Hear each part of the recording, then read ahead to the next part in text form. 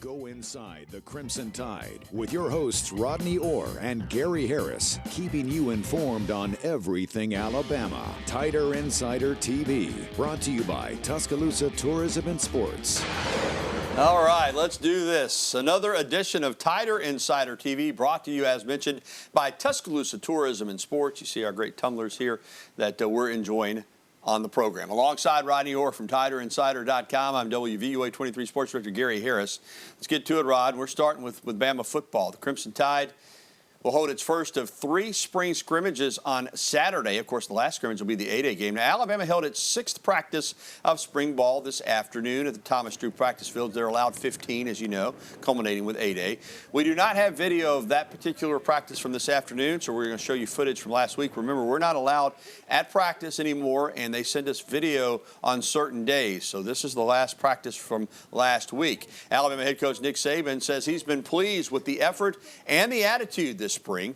The key to spring practice, he says, is to develop young players with the idea that they will be in a better spot to compete in the fall. Not necessarily for a starting role, but just a role on the team. One of the position battles on defense is that inside linebacker. Now, Henry To'oTo'o is back, but Christian Harris is moving on to the NFL. Returning starter Henry To'oTo'o says a key to developing a strong bond with the entire position group is to get those guys in there and work hard, and you got to play together. When you play linebacker, there's 2 guys in there, and you guys got to be able to have a bond. And, you know, as a linebacker, we call it moving on a string. You do something, I do something, so we're going to move together. So being able to have that relationship, not only on the field but off the field, getting to know the guy, whoever's next to me, being able to play as fast as we both can, is kind of what we're looking for. Rodney, let's discuss, and he's right, moving on a string. That's a great way to describe it. Those guys have to be in sync. That's in the middle of the defense. They're working really as a unit and not just as individuals. All right, some really talented prospects here. Demoy Kennedy, Deontay Lawson, Kendrick Blackshire, Ian Jackson, all super talented, highly rated out of high school. But I really like Jalen Moody here. He was in the portal.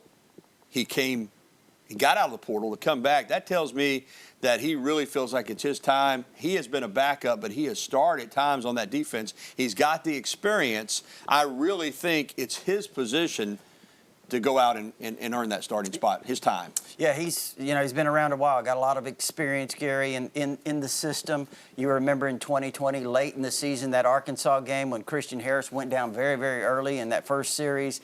Jalen Moody stepped in, had a great game, several big plays, created some turnovers, those types of things. So now is Jalen Moody's time to shine. Let's see if he can take advantage of it. You mentioned Deontay Lawson. I think this guy's a great young prospect out of Mobile. Was a true freshman last year, redshirted. I think he's got a lot of talent, a lot of ability. Some of the other players, Kendrick Blackshire out of the state of Texas, was a very highly recruited player. All these guys, obviously, very, very highly recruited. So when you look at it, Gary, I think there's a chance that obviously you're going to have 2 really, really good players in To'oTo'o and possibly Jalen Moody, but you've got some good young players that I think can be developed to supply a lot of really good depth. Sticking with the defense, Rod, we've talked a lot about the transfers. The 2 on offense, of course, Jahmyr Gibbs, the running back, and Jamar Burton, the wide receiver. But on defense, Eli Ricks, the super cornerback from LSU, missed a lot of time last year, sidelined with a shoulder injury. He's had to gain some weight back, but Nick Saban has said he's impressed with what he's seen from Eli Ricks so far. And just his experience, Gary. He was a talented player coming out of high school, obviously was a 5-star recruit, chose LSU, spent last year there. The year before, actually, was a true freshman, had a really good year, and then was injured most of last year, as you mentioned. Here's the thing. You lost Jalen Armour-Davis. You lost Josh Jobe. Jobe was a 3-year starter. Jalen Armour-Davis started almost every game last year. You lost a key backup. We talked about Marcus Banks getting antsy, jumping in the portal late in the season. You lost 3 really good guys.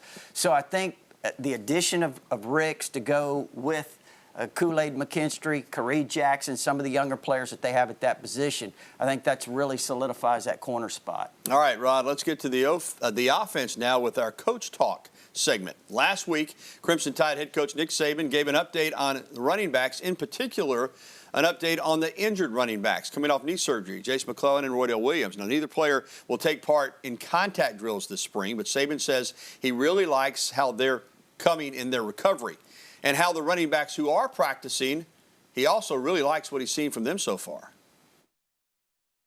We've got some experience there, and Jamarian Miller is, shows some promise as a young player. So Trey Sanders is doing good. So I don't know that that's not an issue on our team at all. So we got lots of good players there, and we'll have plenty of depth when the other guys get back.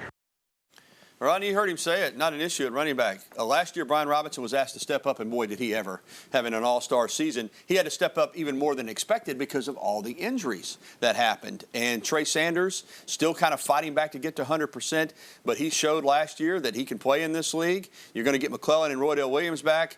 You get Gibbs coming in. You got Miller, the freshman. I mean, this really is, and we're used to this around Alabama, but this is another good-looking group of running backs. Yeah, it is. And, they've had a good, solid group before with plenty of quality and quantity, and all of a sudden you've had injuries. We saw that last year, so that running back room can dwindle very quickly. But Jahmyr Gibbs, first of all, I like Jace McClellan. Yeah. I really like Jace McClellan a lot. And in this group as a whole, Trey Sanders, what a story he is, and I thought he ran extremely well. But Jahmyr Gibbs brings a little bit different element with that speed, that explosiveness, Gary. He's got the ability to catch the ball really well out of the backfield. 59 receptions, 2 years at Georgia Tech. Listen, I think he and McClellan can be a real tandem, and Trey Sanders as well. Hopefully Roydell gets healthy. And remember that name, Jamarian Miller. He was a really highly touted running back out of the state of Texas, decommitted from Texas, signed with Alabama. So he's got a bright future. Yeah, I can't wait to see these guys in the fall. And as we found out last year, and we've seen it other times, you think you got a lot of running backs? That's you right. can never have enough running backs. The hits that they take, they're always subject to injury. The more, the merrier. All right, let's move on to Alabama women's basketball. The Tide advanced to the quarterfinals, the final 8 of the women's NIT before falling on Sunday at South Dakota State, 78-73. Alabama was electric in the third quarter. They came out and started on a 22-5 run, racing SDSU's 14-point lead at the half. And Alabama had an 8-point lead going into the fourth, but the home team got it together, and they got the victory. But I tell you this, this Alabama women's team, they finished with some momentum. They got to 20 wins, which is noteworthy after going to the NCAA tournament last year. And there's more good news, Rodney, because junior guard Sarah Ashley Barker, who spent 2 seasons at the University of Georgia, announced Monday on social media that she will be transferring to join the Crimson Tide. Barker is the daughter of former Alabama National Championship winning quarterback Jay Barker. She considered Alabama coming out of Spain Park High School in Hoover, but signed with Georgia due in large part to her relationship with Georgia head coach Joni Crenshaw Taylor, a former Alabama player. But Taylor has left to be the new coach at A&M, and Sarah Ashley is coming home. Women's basketball also adding Ryan Cobbins, a transfer from North Dakota State. She played both guard and forward for the Bison and is a 3-year starter with 2 years of eligibility remaining. Way to go, Christy Curry and company. Well, still to come on Tider Insider Television, a highly coveted transfer was in Tuscaloosa this weekend, visiting with the Crimson Tide. We will have the latest when we come back. And Alabama softball had not just a good weekend, but a great weekend up in Columbia, South Carolina. Put them back in position to make a push for an SEC championship. We'll have the latest. And coming up, we'll be getting to your phone calls, emails, and tweets. As always, the phone number 205-348-WVOA. That's 348-9882. You can email us at the address on your screen, or even tweet at us. Use the hashtag TITV. We'll be right back with the only show that takes you inside the Crimson Tide, the one, the only Tider Insider TV.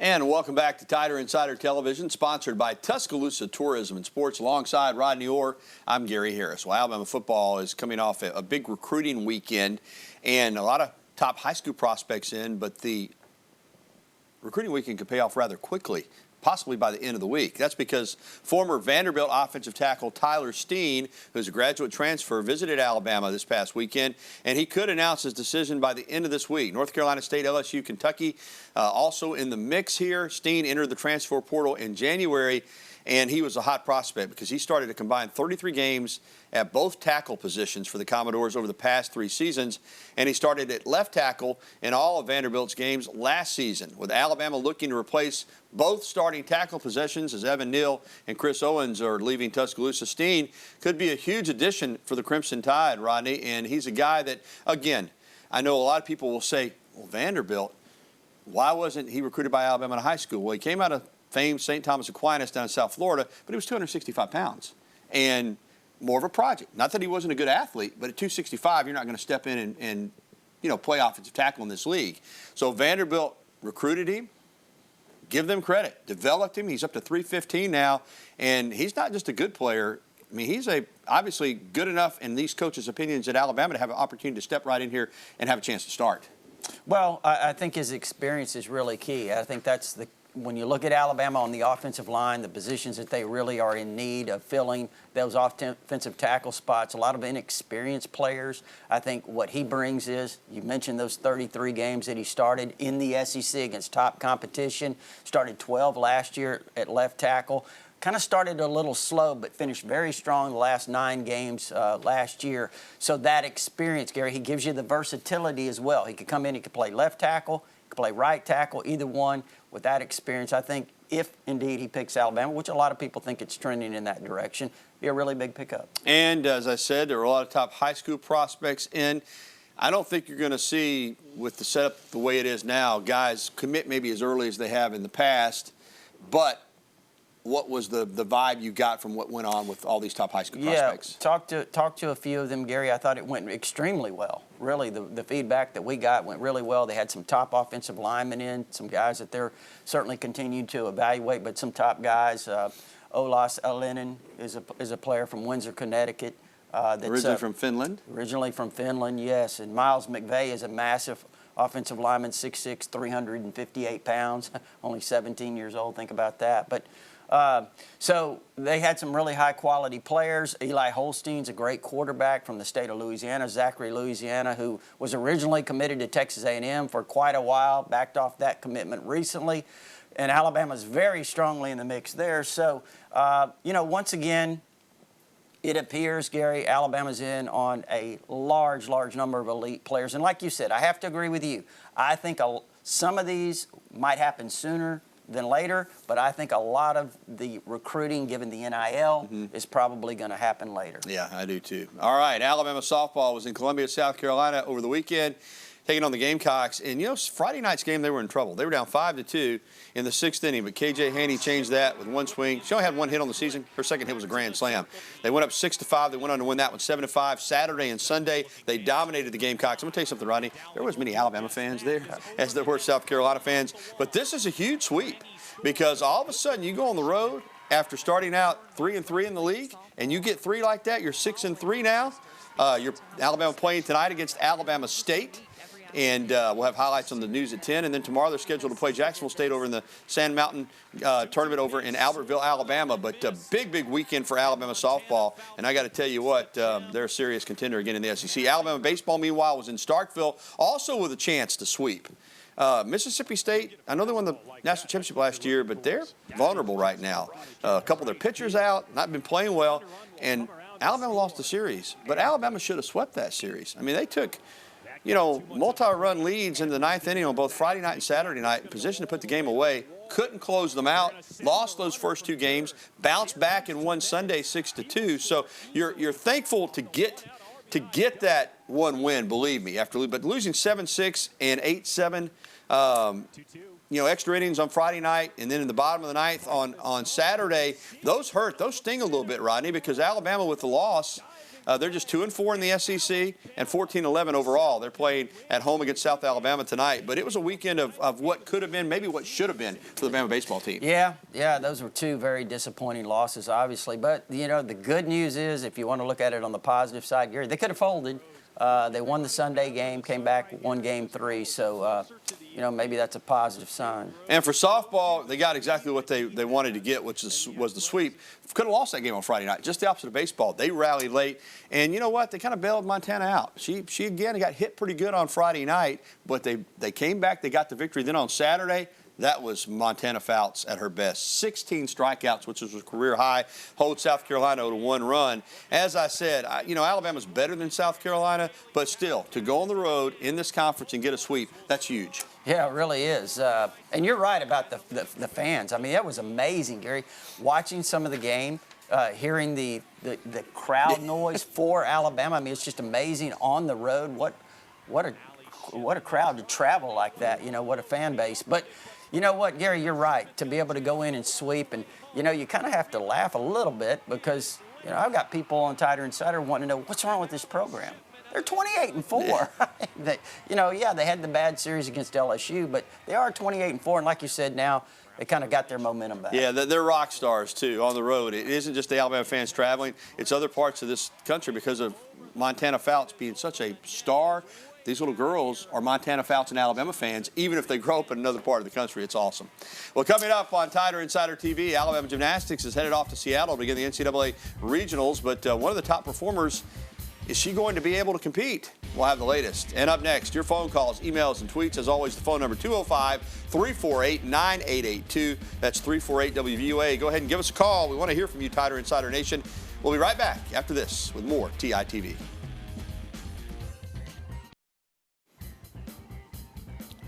Alabama Gymnastics is set to compete in the NCAA Seattle Regional this week. Alabama will compete in the first semifinal session on Thursday with Michigan State, BYU, and Washington State at 3 o'clock.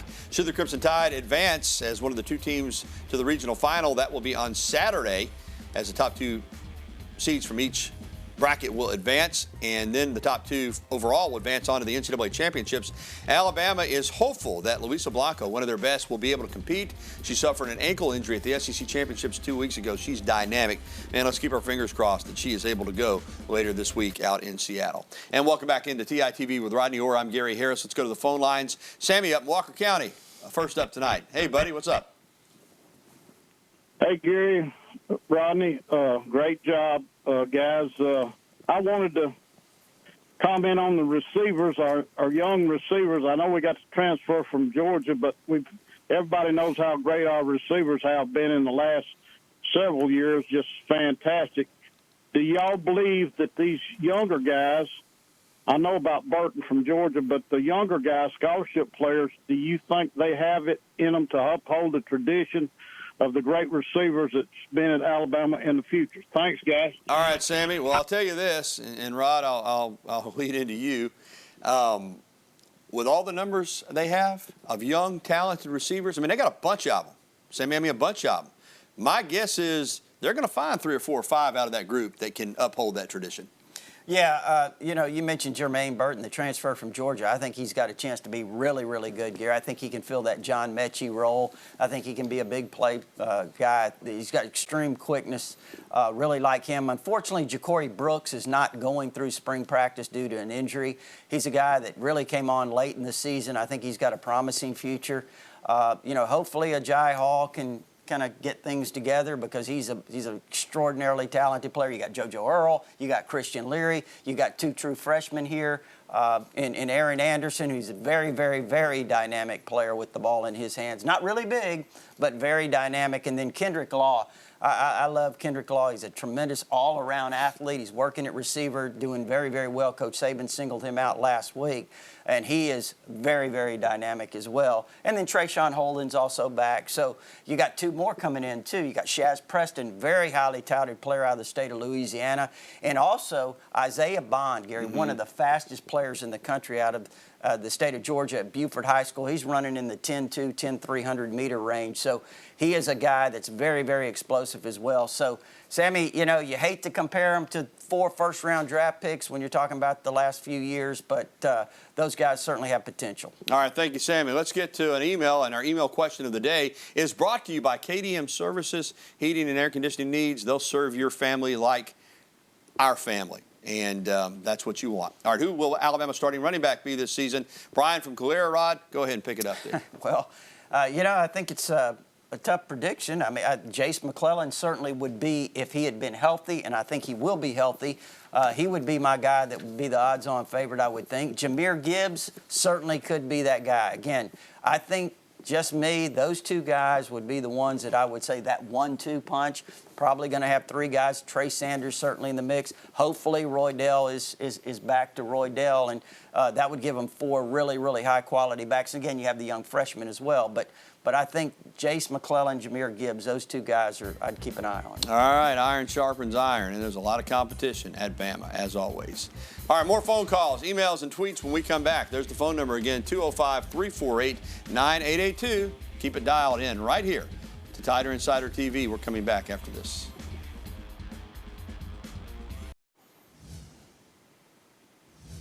All right, we're back. We're going to try to squeeze in a couple phone calls. CB in Tuscaloosa, you're first up. Go, CB.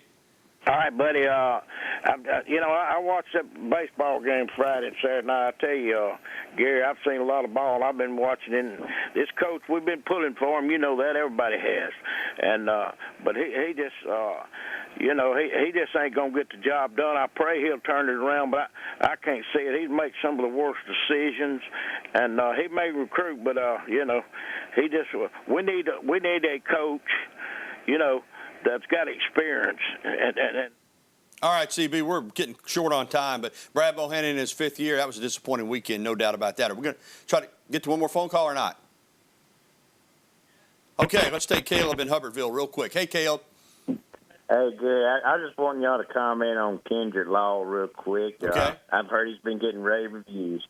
Thank you, Caleb. Rodney, you already mentioned him. He's an outstanding prospect at wide receiver. He is really, really good. But, Gary, listen, he's so versatile. He can play running back. He can play safety. Just a great athlete, but he is at receiver. And, yes, he is getting rave reviews. Guy that can return kicks. Going to be really good. All right, thanks for the phone calls. We'll be back and wrap up this edition of TITV right after this. For the first time in her career, Alabama golfer Polly Mack earned medalist honors at the Liz Murphy Collegiate Classic at the University of Georgia Golf Course this past weekend. She led the tournament from wire to wire. That's impressive at the par 72 course. She helped lead the Crimson Tide to a 4th-place finish as they had a total score of 30 over par, which marks their 7th finish inside the top 4 through 8 tournaments so far this season. How about that? And congratulations to Polly Mack. All right, that's going to wrap it up for this edition of TITV. A reminder that if you missed any of the program, you can catch it tonight on replay at 10:30 or find it anytime at WVUA23.com. It's brought to you by Tuscaloosa Tourism and Sports. For Rodney Orr, I'm Gary Harris. Thanks for watching TITV, and we'll see you again next week right here on WVUA 23.